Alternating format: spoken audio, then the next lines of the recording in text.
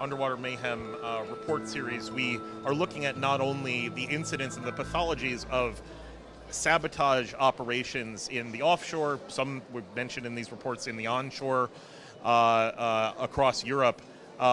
We're looking at this in a way that we have to understand the technical pathology. We have to understand the threat vectors that are out there so that we can build our resilience in our responses on a policy level to these sort of incidents. But at the same time, we need strategic communications to counter what is inevitably, every time one of these things happen, there's disinformation around it. Of course, Elena made the very good point of the disinformation that the Kremlin was putting out, that these drones that were clearly and demonstrably from the Russian Federation and violating Polish airspace, that somehow the Ukrainians launched them.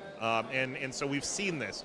We've also seen in recent days that there's disinformation out that these drones in the Nordic countries were actually just launched by Ukrainians, as the Kremlin says, Provocatia, right? So that's the sort of thing, that's directly out of the Kremlin playbook. And one of the things that I think has been learned in this era, since the full-scale invasion has begun in 2022, the first few incidents of subsea sabotage that we've seen didn't have a playbook ready to go. The Nord Stream sabotage, of course, that took place in September of 2022, and the Kremlin, in the void of official statements and conclusions and data being released to the public, the Kremlin was able to point the finger at all sorts of different actors that certainly weren't behind this, including the United States, filling the space, exactly.